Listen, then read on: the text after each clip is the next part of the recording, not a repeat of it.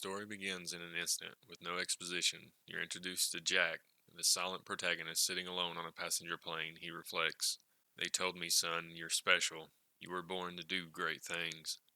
Within moments, the aircraft explodes in flames and plunges into the sea. Jack surfaces amid wreckage and debris, fire surrounding him. The only visible landmark is an ominous lighthouse rising impossibly from the middle of the Atlantic. As you swim toward it, the flames flickering off the water, there's a surreal sense of isolation. The door opens, the sign above it reads, "No gods or kings, only man," an idealistic prelude to the world gone mad. Inside a bathysphere takes Jack deep under the ocean. An introduction film plays, narrated by the man who built the city, Andrew Ryan. I chose Rapture, a city where the artist would not fear the censor, where the scientist would not be bound by petty morality, where the great would not be constrained by the small. The city comes into view through the bathysphere's windows, vast glass towers, whale silhouettes, neon lit halls. It's breathtaking, but as you descend further, it becomes clear something has gone terribly wrong. As the bathysphere docks, you're introduced to the game's first terror. A man outside is slaughtered by a mutated, deranged human called a splicer. Jack is trapped in the bathysphere until the splicer leaves. Suddenly, a voice comes through the Jack's radio. "Would you kindly pick up the shortwave radio?" says Atlas. Atlas becomes your guide and lifeline. He claims to be trying to reach his family and asks Jack for help escaping Rapture. With no weapons and no information, Jack complies. The city is in chaos, corpses litter the floor, water drips through cracks, flickering lights reveal twisted graffiti and blood smears. Welcome to Rapture. Atlas guides Jack to a vending machine containing plasmids, genetic serums that rewrite your DNA, giving you power like shooting lightning from your fingertips. Jack injects it and immediately collapses, hallucinating, his hands wrapped grotesquely. A little sister and Big Daddy peer over him while he's unconscious. The world of Rapture is introduced through environmental storytelling, posters selling plasmids as self-improvement, discarded syringes, and eerie voice recordings from former residents. You realize Rapture's collapse came from his obsession with genetic perfection. The first major gameplay sequence involves learning how to use electric bolt and a wrench to fight splicers. The rhythm of combat is introduced violent, chaotic, and desperate. To proceed, Atlas instructs Jack to find a key in the medical pavilion, which is now overrun by splicers and ruled by the deranged plastic surgeon, Dr. Steinman. Steinman's transformation from artist to butcher is revealed through his audio logs and grotesque surroundings. He speaks of patients as canvases, his surgical tables are blood-stained altars. He's obsessed with beauty, but can no longer define it. Navigating the medical pavilion reveals Rapture's once world-class healthcare system, now a killing field. Simon is eventually confronted and killed, but his insanity foreshadows the corruption of nearly every citizen. This is also where Jack first sees a little sister harvesting Adam from a corpse and meets her Big Daddy protector. After a splicer kills the Big Daddy, the little sister is left defenseless. At this moment, Dr. Tenenbaum appears and addresses Jack directly through the glass. "Not kill, please save her." You're then given your first moral choice: rescue the little sister, return her to her human state, and receive less Adam, or harvest her, receive more Adam immediately. This mechanic continues throughout the game. How you treat little sisters define not just your powers, but ultimately your ending. These are not faceless NPCs, they cry, plead, and whisper about angels. Tenenbaum, a scientist who once created Little Sisters, now seeks redemption. Her voice becomes a material conscience throughout the game. Jack is sent to the Industrial Wharf Zone to retrieve items for Atlas. Neptune's bounty is crawling with security bots, gang-like splicers, and hints of the underworld. You learn about Frank Fontaine, a smuggler and Ryan's greatest rival, who trafficked plasmas and imported banned goods. Audio logs show that Fontaine built an empire under Rapture's nose. By manipulating the poor and promising them salvation through Adam, he created Fontaine's Home for the Poor, which became a breeding ground for a rebellion. Atlas claims that his wife and child are hiding in a bathysphere here, but the sub is destroyed by Ryan before Jack can reach it. Atlas screams in grief and fury. This is the critical moment. The stakes are now personal, or so it seems. Ryan, trying to kill Jack indirectly, releases a toxin in Arcadia, the botanical gardens that supply the city's oxygen. Here, Jack meets Dr. Julie Langford, a calm, practical botanist working on a solution, the Lazarus Vector, a chemical compound to revive the dying trees. Just as she finishes the formula, Ryan locks her in her lab and gasses her. Jack can do nothing but watch. Arcadia becomes a living tomb. You scavenge ingredients to synthesize the Lazarus vector yourself, essentially restoring life to a dying world. The irony is thick. Jack, a human weapon, is now reviving ecosystems destroyed by unchecked ambition.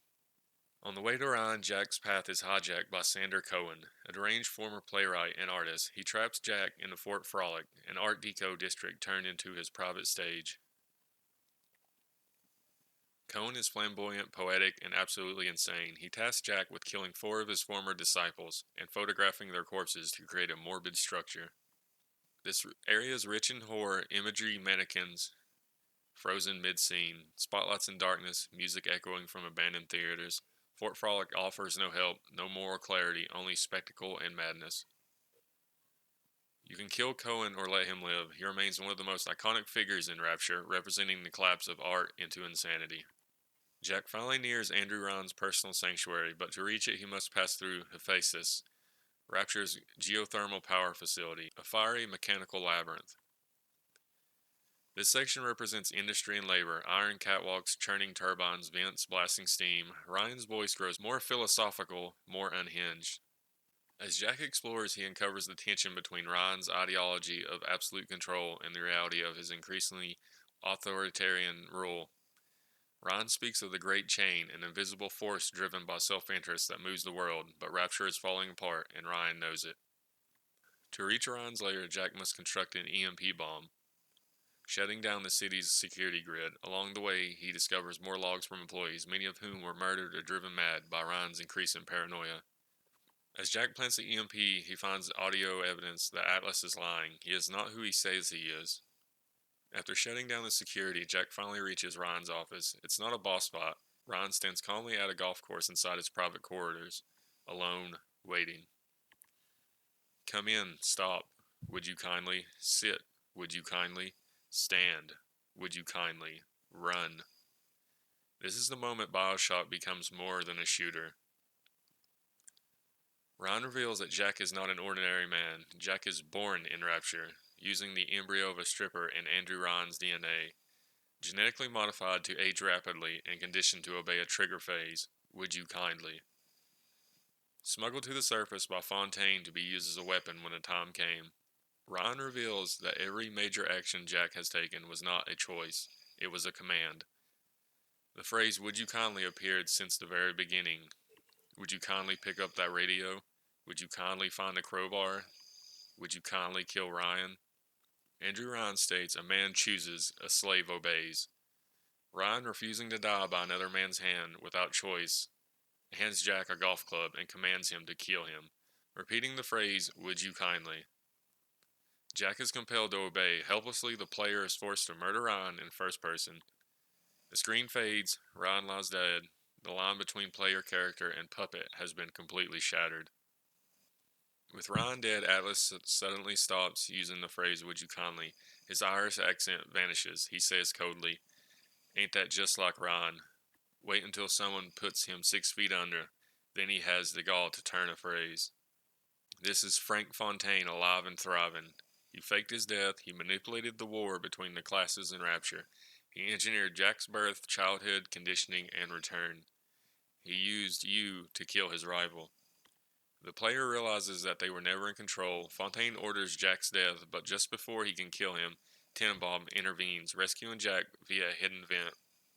Jack awakens in a little sister's orphanage, surrounded by the girls he chose to rescue or harvest. Tenenbaum now becomes your new god, your true ally, helping you break Fontaine's hold. Jack must travel through the upper-class district, Olympus Heights, and the slums of Apollo Square to gather the components needed to remove his mental conditioning. The sequences are more personal and psychological than ever before. Audio diaries, particularly from Suchong, reveal how Jack was programmed like a machine, how trigger phrases could control him. Fontaine's role in every step of Jack's creation. You also hear about Fontaine's rise from smuggler to folk hero. He sold hope to the poor only to manipulate them into war. His persona as Atlas was just another mask. Eventually, Jack confronts a series of psychological tests, including a horrifying revelation. Fontaine can remotely stop Jack's heart using Code Yellow. With help from Tenenbaum and a gene therapy suit, Jack finally breaks free from his programming. To enter Fontaine's sealed tower, Jack must escort a little sister, but she will only trust a Big Daddy. The next act requires Jack to graft the voice box of a Big Daddy into his throat, collect a pheromone signature, and don the full armor and boots. The transformation is horrifying. Jack becomes slower, heavier, his humanity is slipping away as he becomes the very monster he fought. You escort a little sister through the halls, the game shifts in tone, now you're the protector as she harvests Adam. You fend off splicers, her perspective reveals the world as a whimsical and safe. Angels instead of corpses, candy instead of blood. Fontaine, now addicted to Adam, has transformed into a glowing, hulking monster, veins pulse with power. He's the embodiment of unchecked ambition and genetic corruption. The final confrontation is symbolic, not just physical. Fontaine throws elemental attacks, fire, ice, electricity at you in 3 phases. As Jack weakens him, the little sisters join the fight, stabbing Fontaine with Adam extractors. Fontaine weakens, overpowered not just by Jack, but by the very innocents he once enslaved. Fontaine dies, still deluded, still full of hate. Depending on how Jack treated the little sisters, the ending varies significantly. Bioshock isn't just a game about a city, it's about free will versus determinism, power, ideology, and corruption, how choice in game is often an illusion, fatherhood, creation, and identity. Andrew Ryan, Frank Fontaine, and Jack form a triad of control, rebellion, and lost humanity. The City of Rapture is not a backdrop, it's a character in its own right. Every crumbling hallway, bloodstained poster, and broken statue speaks of the utopia lost to its own unquestioned ideals. From them, a chance to learn, to find love, to live. And in the end, what was your reward? You never said, but I think I know.